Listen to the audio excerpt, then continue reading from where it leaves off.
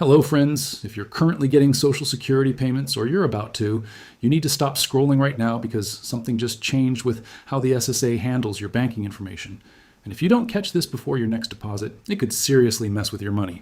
I've seen so many seniors get caught off guard by little details like this, and honestly, this one is bigger than most. My name's John, and here on John Retires, we go through exactly what's changing, why the SSA is pushing this update, and more importantly, what you need to check on your end, so you're not left waiting or dealing with a delayed payment. And hey, quick question before we dive in. Where are you watching from today? Drop it in the comments. I love seeing how many different places our community is tuning in from. Now, stick with me here, because there's a small mistake a lot of people are making without even realizing it. And it's the kind of thing that could cost you time and money if it slips past you. So don't skip ahead, watch this all the way through, and if you find this helpful, smash that like button, subscribe, and turn on notifications so you never miss an update like this again. All right, so let's get right into what's going on, because I don't want to waste any of your time before I tell you exactly what you need to know. Over the past few weeks, there's been a lot of chatter, a lot of questions coming into my inbox, and honestly, a lot of confusion floating around about the Social Security Administration and how they're handling banking information for beneficiaries. And look, I get it. When it comes to your money, especially money you depend on every single month to pay bills, buy groceries, cover medications, anything that even sounds like a change to how that money reaches you is going to make you nervous. That's completely normal. That's why I wanted to sit down today and walk you through this calmly, clearly, and in a way that actually makes sense, because the worst thing you can do right now is panic without understanding what's actually happening. So here's the deal. The Social Security Administration has been steadily moving toward a fully electronic payment system for years now. If you've been receiving your benefits through direct deposit, that's already the standard, and it has been for a while. But what's changing, and what a lot of people aren't paying close enough attention to, is how the SSA is verifying and updating the banking details tied to your account. This matters because if there's a mismatch, if your bank information is outdated, incorrect, or flagged for any reason, your payment can be delayed, and I mean significantly delayed. We're talking about people potentially waiting extra days or even weeks to get money they were counting on to hit their account on time. And when you're living on a fixed income, a delay like that isn't just inconvenient, it can be genuinely stressful, especially if you've got automatic bills or rent payments scheduled around when you expect that Social Security deposit to land. Now, why is this happening? Well, part of it comes down to increased fraud prevention. Unfortunately, scammers have gotten incredibly sophisticated when it comes to targeting seniors, and Social Security benefits are one of the biggest targets out there because, let's be honest, it's a guaranteed, predictable payment that hits every single month. That predictability makes it attractive to people who want to intercept that money or reroute it into accounts that aren't yours. So the SSA has been tightening up their verification processes, cross-checking banking details more closely, and in some cases requiring additional confirmation steps before they'll process or continue processing your direct deposit. On one hand, that's a good thing because it's designed to protect you. On the other hand, if you're not aware this is happening, you could get caught in the middle of it without even realizing there was ever an issue until your payment doesn't show up. This is exactly why I keep stressing how important it is to log into your My Social Security account and just double check everything is accurate.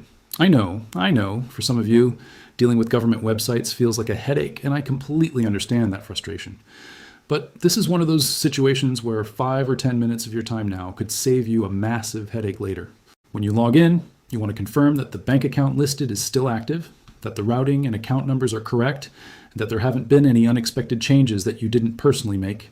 I cannot stress that last part enough, because unfortunately there have been cases, and this is something you may have already heard about in the news, where fraudsters have gained access to people's Social Security accounts and quietly changed the direct deposit information to redirect payments into their own accounts. By the time the actual beneficiary notices their payment never arrived, the money's already gone, and getting it back can become a long, drawn-out process involving multiple phone calls, paperwork, and a whole lot of patience. So let's talk about how you protect yourself from that, because that's really the heart of what this video is about. The first thing, and this is non-negotiable, is never give out your Social Security number, your bank account information, or any personal identifying details over the phone unless you are the one who initiated that call directly to a verified Social Security office number. The SSA will never call you out of the blue demanding your banking details or threatening to suspend your benefits if you don't act immediately. That is a classic scam tactic. They create urgency, they create fear, and they pressure you into acting fast before you have time to think it through or call a family member to double check. If you ever get a call like that, hang up. I don't care how official it sounds. I don't care if the caller ID says Social Security Administration, because caller ID can be spoofed. Hang up and then call the SSA directly using the number on their official website or the number on the back of your Social Security card documentation. The second thing you want to do is set up multi-factor authentication on your My Social Security account if you haven't already. This adds an extra layer of protection, so even if someone somehow gets your username and password, they can't get into your account without that additional verification code usually sent to your phone. It takes a couple extra minutes to set up, but it is genuinely one of the best things you can do to keep your account secure. And if you're not tech savvy, that's okay. Ask a family member, a grandchild, a neighbor, anyone you trust to sit down with you and help you get it set up. There is no shame in asking for help with this stuff. Technology moves fast, and honestly, half the people I know struggle to keep up with these security settings, myself included sometimes. Now let's shift gears a little bit and talk about what happens if your payment does get delayed or if you notice something looks off with your account. The first step is not to panic, even though I know that's easier said than done when your money is involved. Log into your account first and check your payment history and your banking information. If everything looks correct on your end, but the payment still hasn't arrived, give it a day or two, because sometimes there are processing delays on the banking side that have nothing to do with fraud or errors. It's just standard banking processing time, especially around holidays or weekends. But if it's been several days past your expected payment date and there's still nothing, that's when you want to call the Social Security Administration directly and speak with a representative. Have your Social Security number ready. Have your identifying information ready, and be prepared to verify your identity thoroughly, because that verification process, as annoying as it can feel in the moment, is exactly the kind of security measure that protects your benefits in the long run. I also want to talk about something that doesn't get brought up enough, and that's keeping your contact information updated with the SSA. A lot of people update their bank account when they switch banks, but they forget to update their mailing address or their phone number. This matters more than you might think, because if the SSA needs to reach you about something related to your account, whether it's a verification issue, a suspected fraud alert, or just a routine update, and they can't reach you because your information is outdated, that can cause delays too. So while you're logged into your account checking your banking details, take a minute to also confirm your address and phone number are current. It's a small thing, but it can make a real difference if there's ever an issue that needs to be resolved quickly.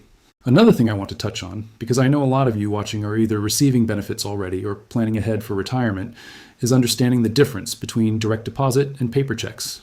If you're still receiving a paper check in the mail, I really want to encourage you to switch over to direct deposit if you're comfortable doing so. Paper checks are far more vulnerable to theft. They can get lost in the mail, damaged, or stolen right out of your mailbox. And once that happens, replacing a stolen or lost check becomes its own bureaucratic process that takes time and patience to sort through. Direct deposit, when it's set up correctly and monitored properly, is significantly safer and more reliable. And for those of you who don't have a traditional bank account, the SSA does offer the Direct Express card program, which allows your benefits to be loaded directly onto a prepaid debit card. It's worth looking into if traditional banking isn't accessible or convenient for you. Now, I know some of you might be thinking, John, this all sounds like a lot to keep track of. And you're right, it can feel overwhelming, especially if this isn't something you're used to dealing with regularly. But here's the thing, you don't have to do everything all at once. Start small. Today, or as soon as you're done watching this video, log into your My Social Security account, or create one if you haven't already, and just look. Look at your banking information, look at your address, look at your phone number. That's it. That's step one. Once you've confirmed everything looks correct, you can move on to setting up that extra security layer we talked about earlier. Small, manageable steps are going to get you to a place where you feel confident and secure about your benefits without overwhelming yourself trying to do everything in one sitting. I also want to address something that comes up a lot in the comments on my videos, and that's confusion around scam text messages and emails claiming to be from the Social Security Administration. These have become incredibly common, and they're getting more convincing by the day. They'll often include official-looking logos, urgent language about your benefits being suspended, and a link asking you to verify your information immediately. Please do not click on links like that. The Social Security Administration does not communicate sensitive account changes through unsolicited text messages or emails, asking you to click a link and enter your personal information. If you ever receive something like that and you're unsure if it's legitimate, do not click anything. Instead, go directly to the official SSA website by typing it into your browser yourself, or call their verified phone number to ask a representative directly whether there's actually anything going on with your account. It takes an extra few minutes, but it completely eliminates the risk of falling for a phishing scam. I know this is a lot of information, but I really do believe that being informed is the best defense you have against all of this. The world of scams and fraud targeting seniors has become incredibly sophisticated, and honestly, it's not fair that so many of you have to be extra vigilant just to protect money that you worked your whole life to earn. But that's exactly why I make these videos, because I want you to walk away from watching this feeling empowered and prepared, not scared or anxious. Knowledge really is power here, and the more you understand about how these systems work, the harder it becomes for anyone to take advantage of you. Before I wrap up this part of the video, I want to remind you again, if you haven't already told me in the comments where you're watching from today, go ahead and drop that down below. I really do love reading through and seeing the different places our community is tuning in from every single day. It makes this feel like more than just a video. It makes it feel like a real conversation between all of us. And if any of this information has been helpful so far, or if you know someone, a parent, a grandparent, a neighbor, who could benefit from hearing this, please consider sharing this video with them. Sometimes the people who need this information the most aren't the ones actively searching for it. They're the ones relying on someone else to pass it along. So stick around, because in the next part of this video, I'm going to walk you through exactly how to update your banking information step by step if you do need to make any changes, and I'll also cover some additional red flags to watch out for so you can protect yourself and your benefits moving forward. This is important stuff, so don't click away yet. We've still got a lot to cover together.